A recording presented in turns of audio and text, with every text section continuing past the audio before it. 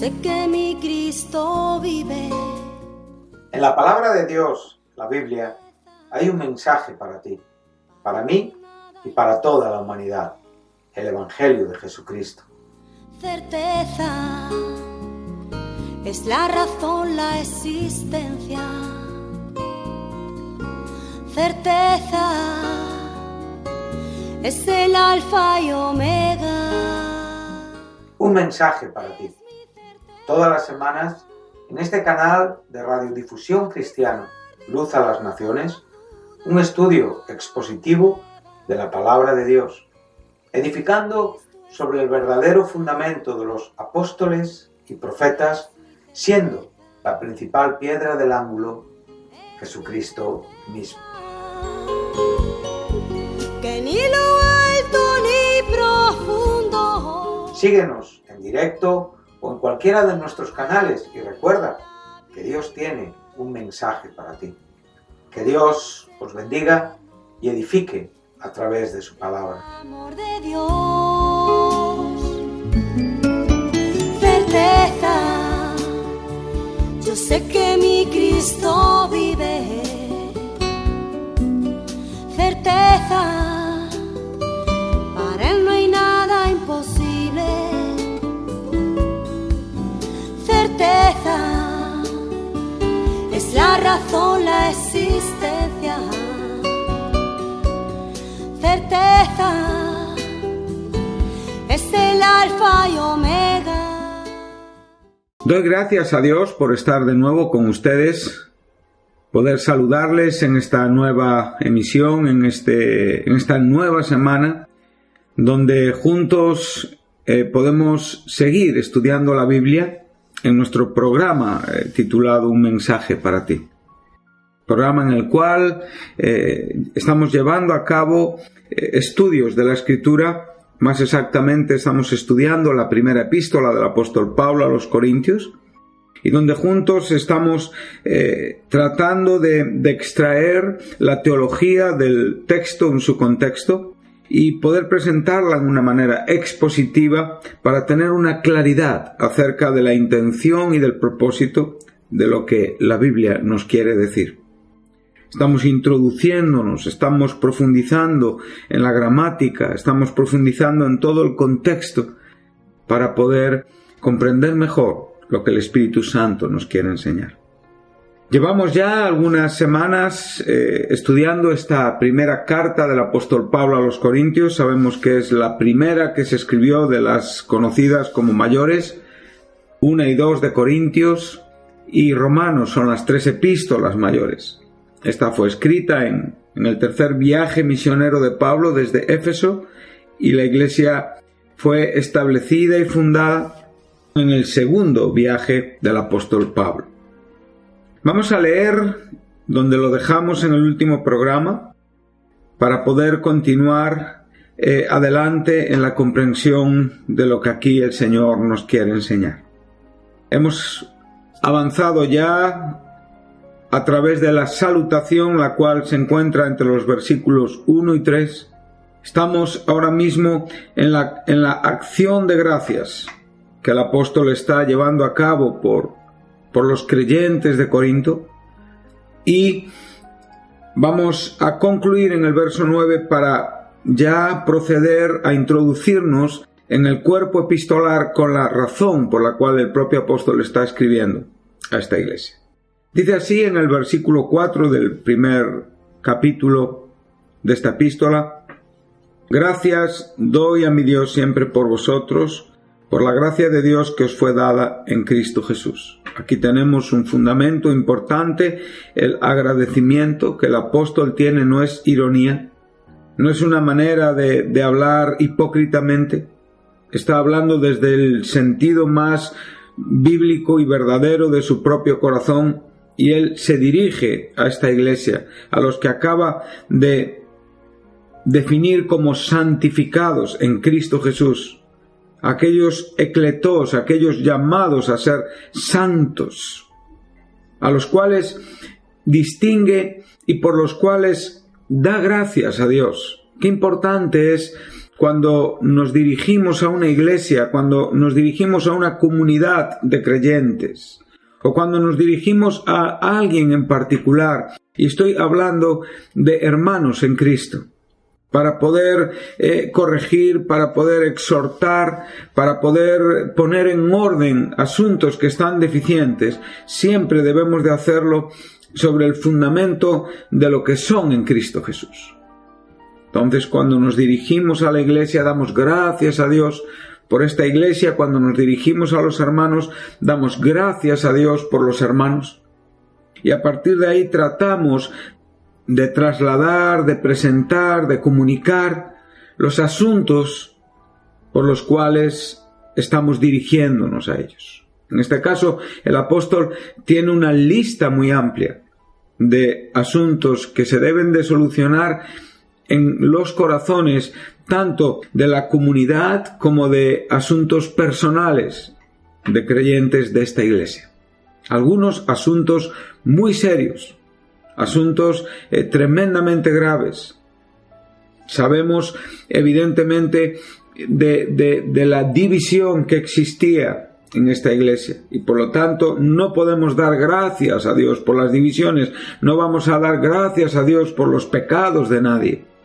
Vamos a dar gracias a Dios por la gracia que han recibido nuestros hermanos, y vamos a tratar de corregir, vamos a tratar de exhortar, vamos a tratar de redarguir, siempre desde el fundamento de la palabra y bajo la intención del Espíritu Santo, para poder aclarar y a la vez, evidentemente, bendecir a nuestros hermanos con la buena intención de Dios.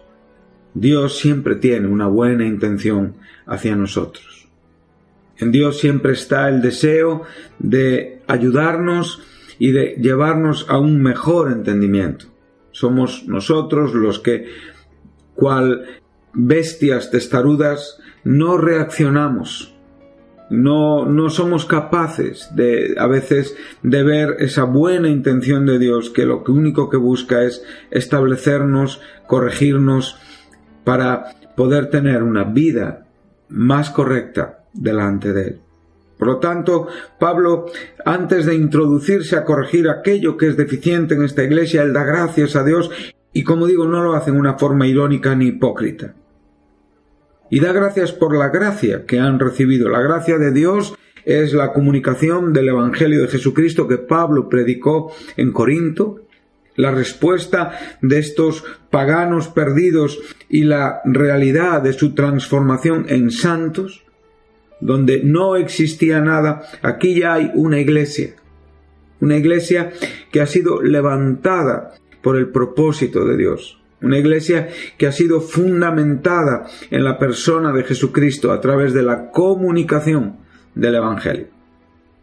Siempre tenemos que tener presente que la palabra iglesia, el término iglesia en la Biblia, es el término griego eklesia, ¿sí?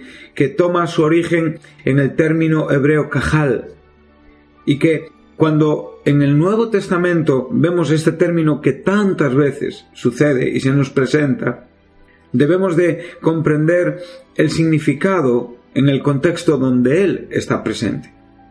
La primera persona en el Nuevo Testamento que pronunció el término iglesia fue Jesucristo.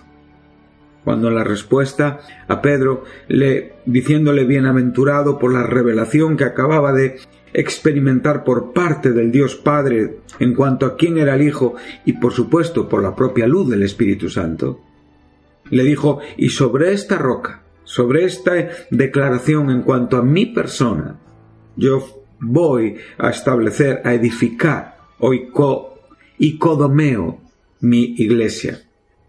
Ahí tenemos un genitivo de propiedad donde la iglesia pertenece a Jesucristo. El verbo edificar nos enseña que es Cristo quien fundamenta la iglesia, y que evidentemente una vez fundamentada, como bien el propio apóstol nos enseña, la propia predicación apostólica empieza a edificar en la predicación del Evangelio, donde cada creyente es alcanzado y es juntamente edificado en el fundamento de los apóstoles, siendo Cristo la principal piedra del ángulo. Aquí, cuando ya nos está enseñando que somos juntamente edificados, está hablando epikidomeo. Está hablando de que ya estamos siendo puestos como piedras al lado de cada creyente desde la historia de la Iglesia, que ha sido salvado y lavado en la sangre de Jesucristo. Por lo tanto, en este fundamento tenemos una necesidad de gratitud importante, muy importante. Entonces, Cristo es el edificador, el fundador de esta Iglesia. Esta es la Iglesia mística. Es el cuerpo espiritual de Cristo. Es la Iglesia que ha sido diseñada, predispuesta desde antes de la fundación del mundo y que ha sido presentada y manifestada por la presencia de Jesucristo a través de su muerte expiatoria y de su resurrección, para poder asegurar que esta Iglesia realmente es la esposa de aquel que se entregó a sí mismo por ella. Esta Iglesia es segura. Esto es un principio fundamental que no puede ser desvirtuado por observar todos los desastres que vemos hoy en el mundo, que a veces en el nombre de Jesucristo se hacen, o bajo un título cristiano se llevan a cabo. Pero también sabemos, como bien nos enseña el propio apóstol Pablo en 2 Timoteo capítulo 2, versículo 19, dice algo similar: el fundamento de Dios está firme. Aquí tenemos claramente la Iglesia. El Señor conoce a los suyos, nos conoce desde antes de la fundación del mundo. Pero por lo tanto, la evidencia de que nosotros pertenecemos al Señor es que nos apartamos de la iniquidad todos aquellos que profesamos, confesamos, declaramos el nombre del Señor. Y ahora es donde Pablo nos da una lección importante diciendo: en una casa grande hay diferentes materiales en cuanto a los instrumentos que hay en esa casa para servir en esa casa. Y aquí no está, y dice, hay de madera, hay de barro, hay de oro y hay de plata. Y no está haciendo una diferencia como si hubiera ministerios peores y mejores. No, por favor. Ahí está hablando de los creyentes, de los cristianos como instrumentos en la casa del Señor, como vasos de servicio en la casa del Señor. En la misma manera que en el tabernáculo cada vaso tenía su razón de ser. En la misma manera que en el tabernáculo, que es un tipo de la persona de Jesucristo en todo su ministerio. Sí. Y cada vaso, desde el altar hasta llegar al lugar santísimo, ahí con su propiciatorio, todo tenía un valor y un significado santo. Por lo tanto, lo que resulta de la obra de Cristo en la cruz del Calvario, que somos nosotros, no puede ser menos que santo. Y por lo tanto, nosotros que somos instrumentos en el templo del Señor, que es la Iglesia, nosotros sabemos que no solamente a modo personal somos templos del Espíritu Santo, sino que la propia Iglesia es templo del Espíritu Santo. La sangre que corre a través de este cuerpo es el Espíritu Santo de Dios. Y la composición de sus miembros son los santos de Dios, a los cuales el propio apóstol se ha referido hace unos momentos como santificados y llamados a ser santos. Aquí podemos ver que cada santo tiene una absoluta igualdad con su hermano. Yo no soy ni más grande ni mejor que nadie, como usted tampoco lo es. Es verdad que hay diferencias ministeriales, que hay apóstoles que difieren de los profetas, que hay profetas que difieren de los evangelistas, que hay evangelistas que difieren de los pastores y maestros, como bien nos enseña el apóstol Pablo en el capítulo 4 de la carta a los Efesios. Pero esto es otra cosa. Aquí estamos hablando de esos ministerios que han sido establecidos para el crecimiento, ¿sí? Para la perfección de la obra de Jesucristo. para el alimento, para continuar con el propósito por el cual Cristo nos ha salvado y nos ha dado todo lo necesario para nuestro perfeccionamiento en el desarrollo de la Iglesia, para prepararnos, evidentemente, para ese día en el que la Iglesia partirá con su Señor. Hemos sido perfeccionados en el fundamento de Jesucristo y damos gracias. A su vez, estamos siendo perfeccionados con nuestra vida en la Iglesia y damos gracias.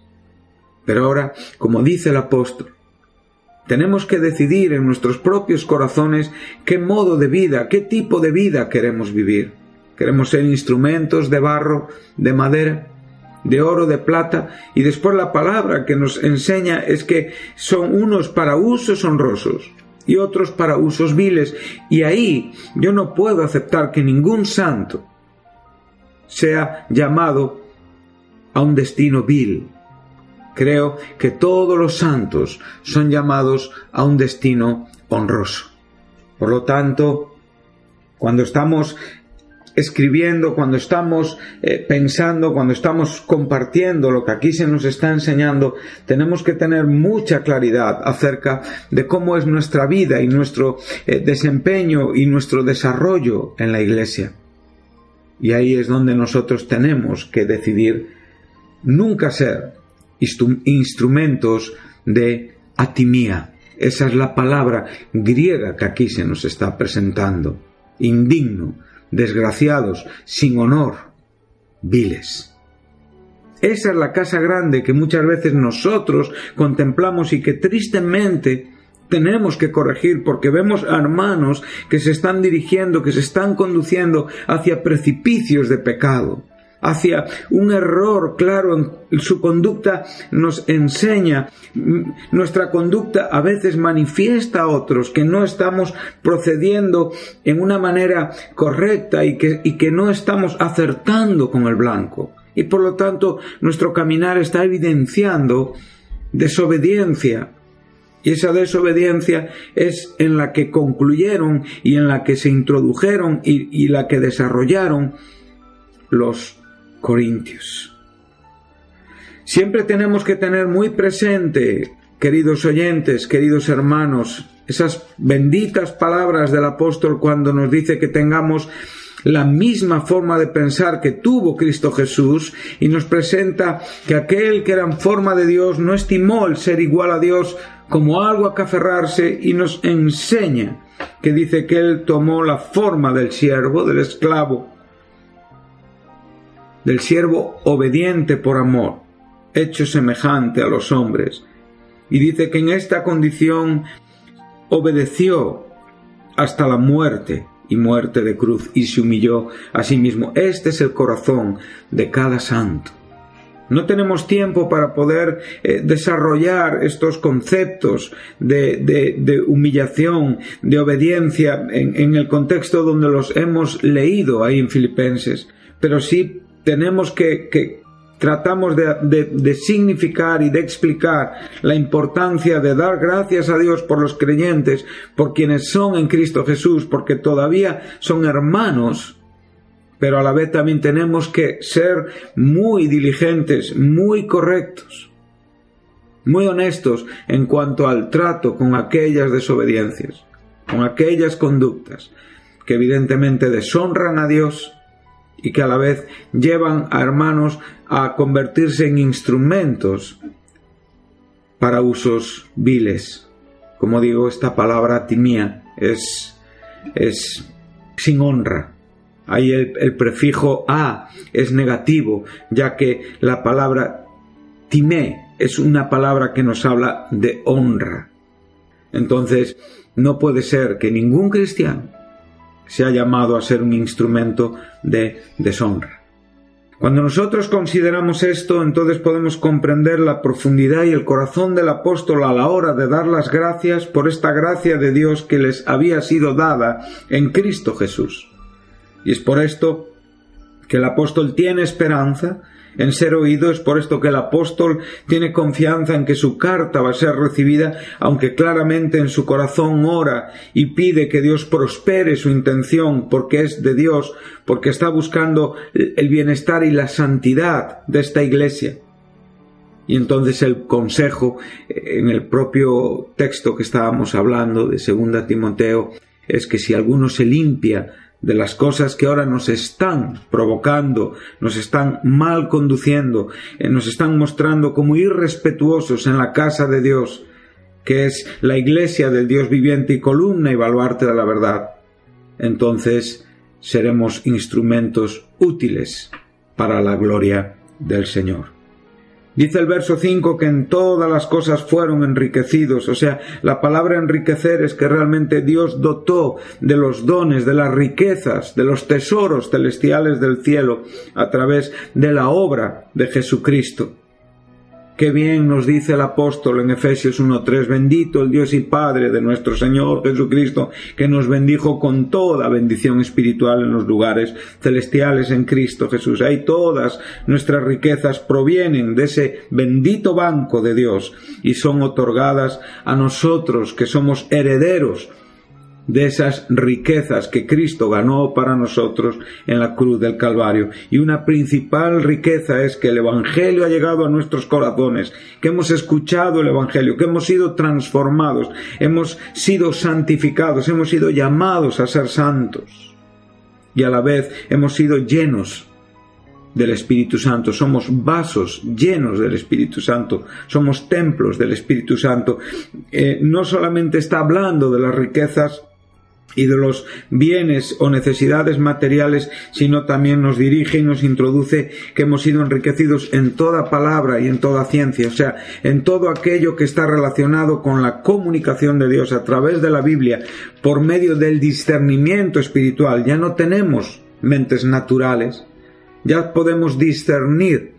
Las verdades de Dios no son necedad, no son locura, no son asuntos incomprensibles, no, por la luz del Espíritu Santo a nuestras mentes se vuelven asuntos de gran relevancia, de gran importancia, y podemos comprenderlos humildemente y disfrutarlos en la misma palabra que el conocimiento, que va estrechamente unido a la propia palabra. Por eso el verso 8 en el capítulo 12 de esta misma epístola, donde es el apóstol el que está hablando de la diversidad de dones, siendo el Espíritu Santo el que los da, de la diversidad de ministerios, y nos habla del Señor, aquí nos habla de Jesucristo, y habiendo diversidad de manifestaciones, pero siendo Dios el que hace todas las cosas en todos. Nos presenta un argumento claro de la relación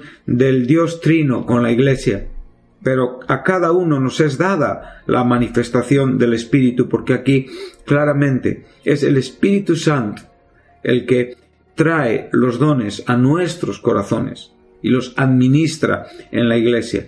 Y comienza en el verso 8 cuando nos da esta lista de operaciones, de dones, de bendiciones espirituales a los creyentes y a esta iglesia, con la palabra de sabiduría y la palabra de ciencia, que están muy relacionadas con este versículo 5.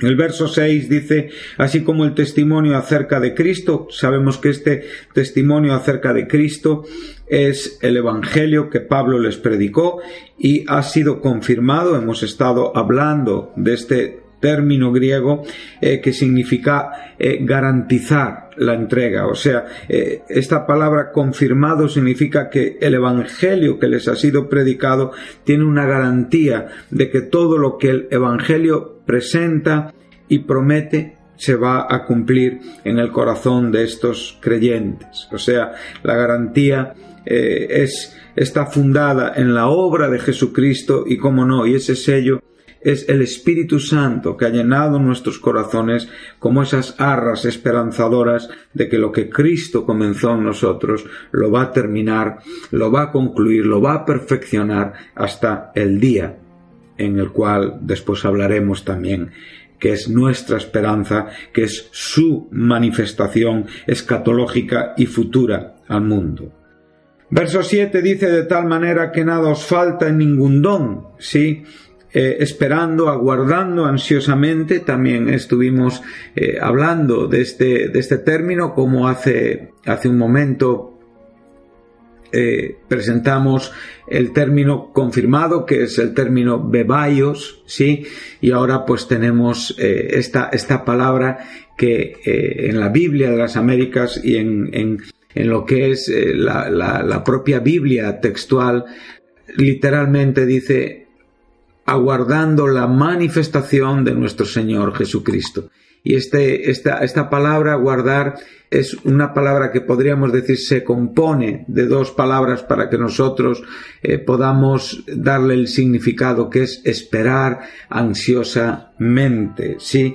La manifestación, la revelación de nuestro Señor Jesucristo. Y bueno, aquí en el último programa citamos algunos textos donde relacionábamos este versículo 7 con la espera ansiosa de ese acontecimiento futuro escatológico en cuanto a la manifestación de nuestro Señor Jesucristo, en cuanto al día de nuestro Señor Jesucristo, que evidentemente está relacionado con su segunda venida, va a través del milenio, termina en el milenio y evidentemente inaugura el estado eterno de las cosas. Dice la propia Biblia que teniendo esta esperanza y esperando esta gloria futura, pues nuestra conducta,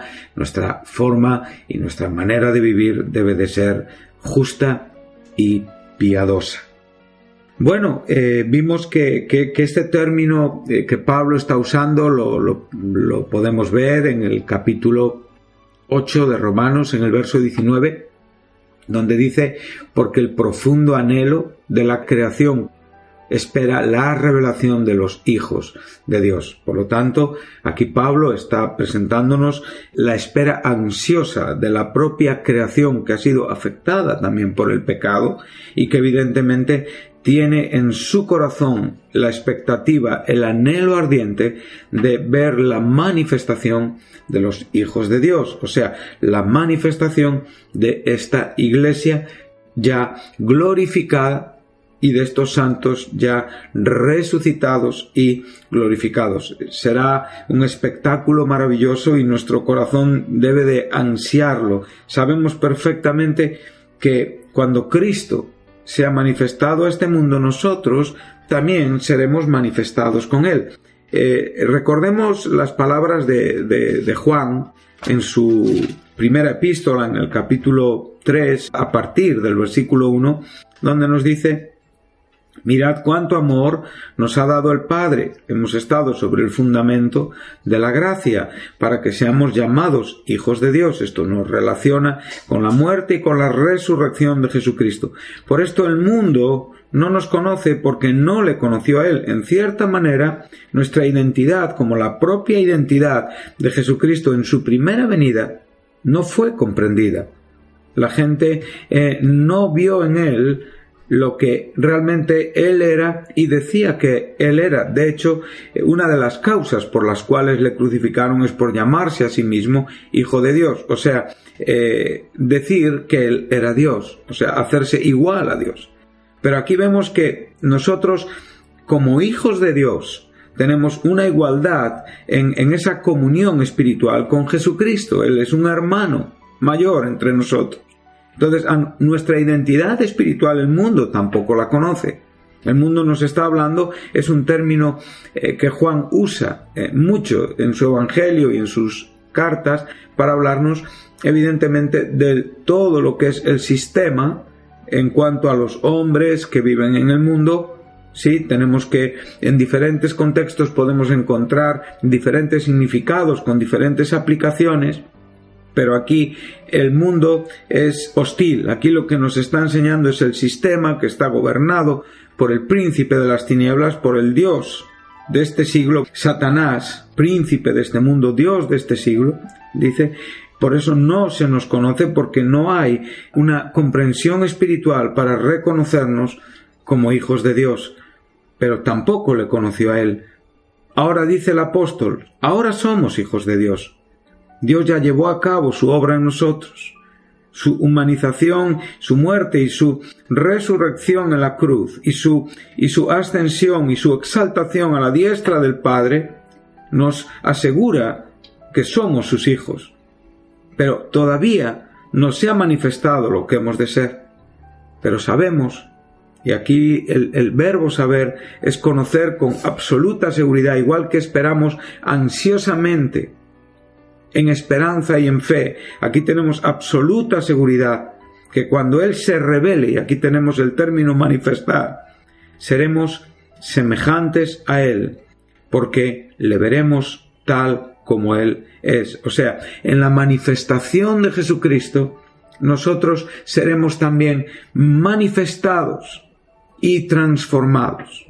Es importante comprender que la segunda venida de Cristo tiene que ver con su venida a esta tierra a juzgar el mundo actual. Realmente Él viene con su iglesia y viene a juzgar a los hombres. Sabemos que ahí también se va a llevar a cabo una separación entre ovejas y cabritos. Pero también sabemos que la iglesia ya está con Él. Ya ha sido glorificada, ya los santos ya han sido resucitados. Entonces ahí tenemos que hacer una pequeña diferencia entre lo que es el rapto y el día de nuestro Señor Jesucristo. Aunque la esperanza en cuanto a su venida nos dirige también al rapto. Pero el rapto sabemos que bíblicamente no es algo que realmente va a tener una evidencia, sino que es inminente, no tiene que suceder nada para que el rapto acontezca. Sabemos que en el rapto la iglesia se encuentra con Cristo en el aire.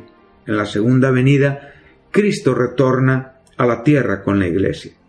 En el rapto, el monte de los olivos, que es un asunto profético del Antiguo Testamento, permanece intacto. En la segunda venida es partido, es dividido, según la propia profecía de Zacarías. En el rapto la tierra permanece igual, pero en la segunda venida, cuando Cristo regresa a esta tierra, la tierra es transformada. En el rapto los santos que están vivos somos trasladados después de aquellos que previamente son resucitados, aquellos que duermen. Y en la segunda venida no se traslada a ningún santo, sino va a haber un juicio y los santos, aquellos hombres justos, entrarán vivos a la época del milenio, al reino en forma humana. En el rapto el mundo no es juzgado y el pecado todavía empeora. El anticristo es manifestado. En la segunda venida se juzga el pecado y el mundo, evidentemente, evidencia una mejoría, una paz y una perfección, y asiste desde que Adán cayó a un reinado justo y perfecto, presidido por nuestro Señor, el Hijo de David, sentado en el trono de David en Jerusalén. En el rapto el cuerpo va al cielo, en la segunda venida venimos con él a la tierra. El rapto, como digo, es inminente, no hay señales. La segunda venida sí tiene señales. El rapto únicamente concierne a la iglesia y la segunda venida tiene que ver con los salvos y con los que no lo son. Por lo tanto, este testimonio confirmado, esta esperanza albergada, sabemos que cuando Él se ha manifestado, nosotros nos manifestaremos con Él, o sea, seremos transformados con un cuerpo semejante al de su resurrección. Sí. Y el que tiene, como dice el apóstol, esta esperanza, se purifica a sí mismo. Queridos oyentes, lo vamos a dejar aquí, que Dios les bendiga y seguiremos en el próximo programa de Un Mensaje para Ti con este estudio de la primera epístola a los Corintios.